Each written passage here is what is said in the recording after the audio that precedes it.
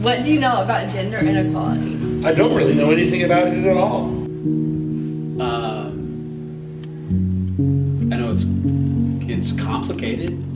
It's really complicated. Oh, I need like at least an hour to talk about this. This is wild. I'm Cadence. And I'm Alex. And we're going around interviewing people what they know on gender inequality. In healthcare. Not fun. I know that there is a lot of inequality. I know it shows up in the workplace, in money that's made, in access to different types of opportunities. Huge disparities in the healthcare provided along the lines of gender.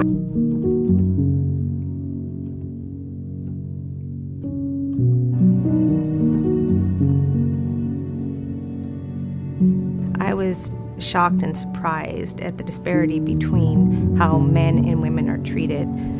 I went 16 years before I was properly diagnosed. I went 10 years in pain before I was diagnosed.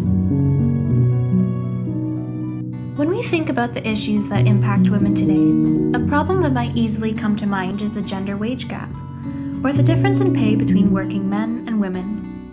However, did you know that there is another gender gap? One that affects the health and well-being of women and girls around the world? Despite rapid advances in the field of medicine over the last century, the needs and physiology of women have been and continue to be overlooked within the healthcare system. Women have been excluded from scientific research and are underserved in fields such as cardiac and mental health. This is the gender health gap, and it is a huge obstacle for all women, especially those in marginalized communities.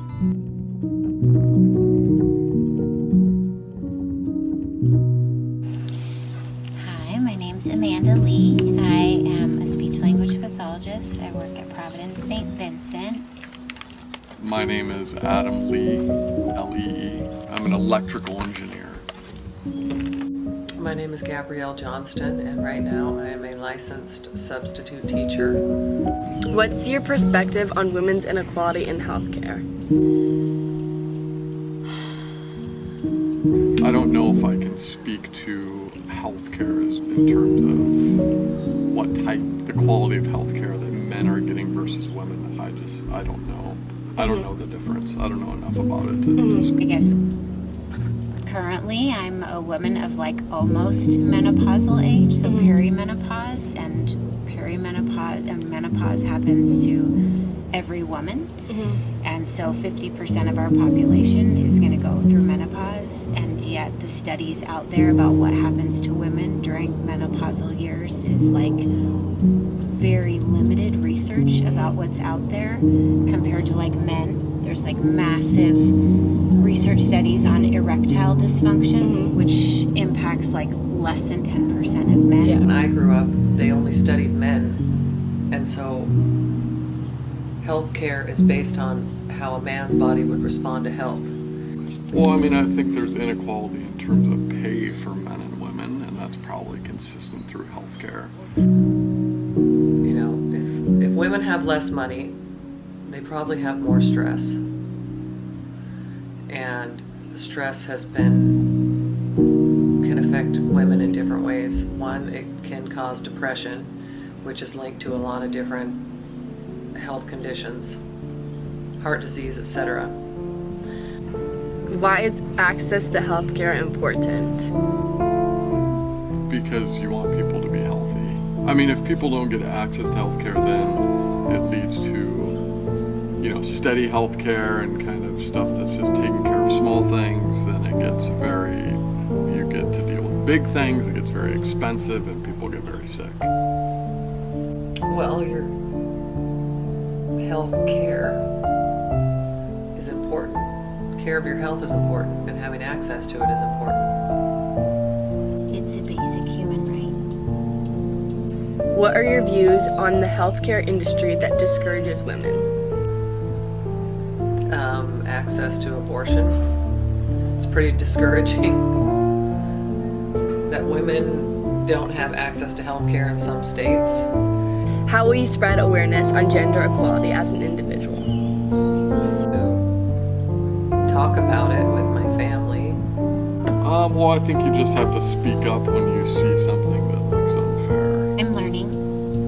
There's so much more about gender, like, and gender fluidity and all sorts of stuff about gender that's out there right now that I never understood. So, I don't know if I have any specific things that I would do.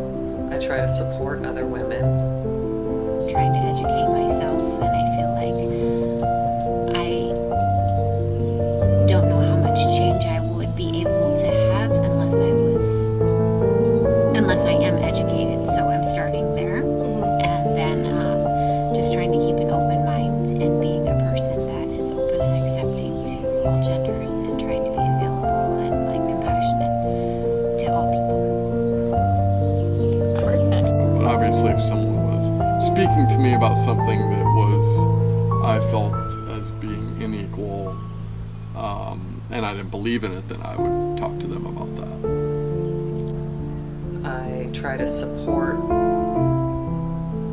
politicians who are for Roe v. Wade.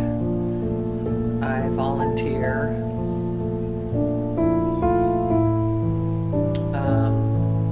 I'm involved in politics a little bit.